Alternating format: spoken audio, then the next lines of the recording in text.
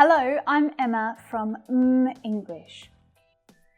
Asking questions and giving answers are the basics of great conversation in English and in any language.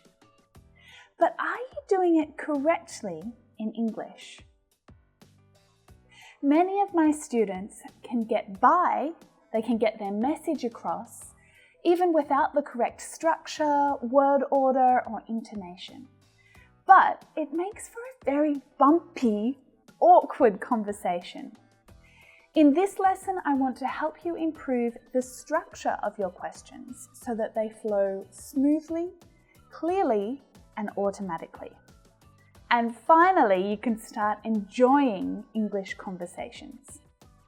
It's important to spend some time improving your Q&A skills. Have you heard that before? Q&A? It stands for question and answers. You might have heard it somewhere before. Q&A. First up, let's review question structure in English. Now, the good news is that English questions are fairly consistent and easy to follow because they have a clear structure. There are 4 main parts that you need to keep in mind. The first part, question words. Who, what, where, when, how, why, or question phrases like how long, or how often, or how much. Then number 2 is your auxiliary verb or your helping verb. Be, do, or have. It can also be a modal auxiliary verb like can, or will, or should. Thirdly, you need your subject. I, you, we, etc. And your main verb. Any verb, play, eat, buy. These are the 4 things that you need, and you need them in that order every time. Okay, let's try with some examples. Ready? Where do you live? Question word, auxiliary, subject, main verb. What do you like about it? Question word, auxiliary, subject, main verb. How long have you been living there? Question phrase, auxiliary verb, subject, main verb. Okay, so what about this type of question? Do you live in England? In this question, we don't have a question word, but we do have all of the other parts of the English question structure. We don't have the question word, but we do have the auxiliary verb, do, the subject, you, and the main verb, live. It's as simple as that, every time.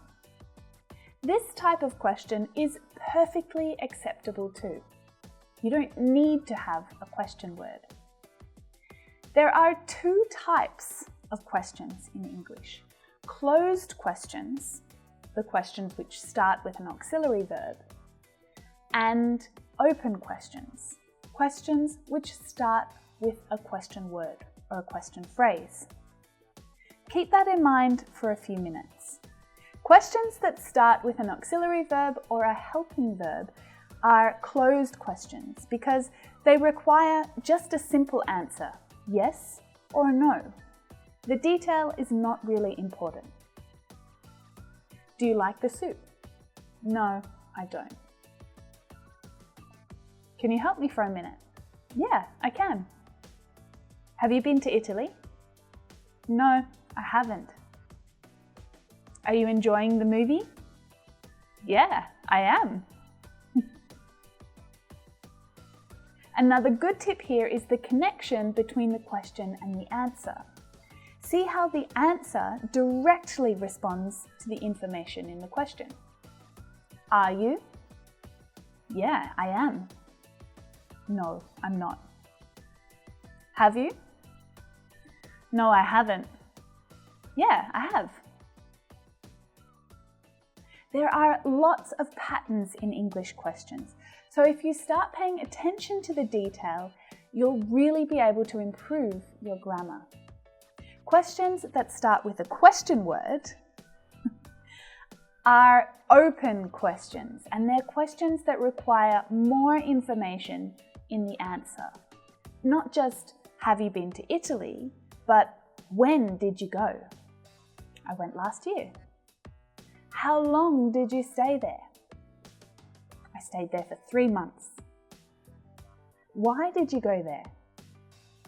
I went to study and learn Italian. A good rule of thumb is that closed questions are great for confirming information about people. Do you live there? Once you confirm the answer, then you can use open questions to learn more about them, their experiences, their opinions, their recommendations. How long does it take to drive there? What's the best restaurant to try? What's the weather like at this time of year? What's the best thing about living there? Again, let me show you that the question structure always stays the same. Question word, auxiliary verb, subject, main verb.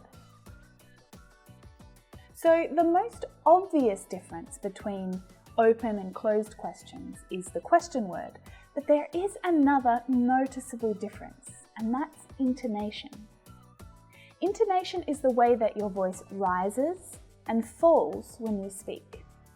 The intonation of your question depends on the type of question that it is. For closed questions, so questions with auxiliary verbs, your intonation goes up at the end. Do you like them? Are you hungry? Open questions that require more information in the answers usually go down in intonation. Why do you like them? What do you want to eat? An important thing to think about all the time, but especially when you're trying to use questions correctly, is making sure that your subject and your auxiliary verb match.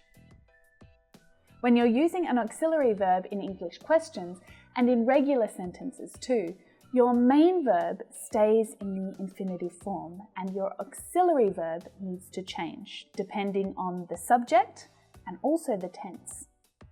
For example, do you live in London? The auxiliary verb matches the subject. If our subject changes to he, then we need to change our auxiliary verb to match it. Does he live in London? Have they tried it? Has she tried it? Where was he living before? Where were they living before? So the relationship between the auxiliary verb and the subject is one that you need to pay close attention to. Now, I want to warn you, in real conversation, things get loose, fast, and sometimes grammatically incorrect. Most native English speakers can be a bit cheeky and a bit lazy at times, especially when they're speaking. So you need to listen for key pieces of information, plus intonation, and try to just go with the flow. One very common example of this is with closed questions, ones that start with an auxiliary verb. They can be shortened.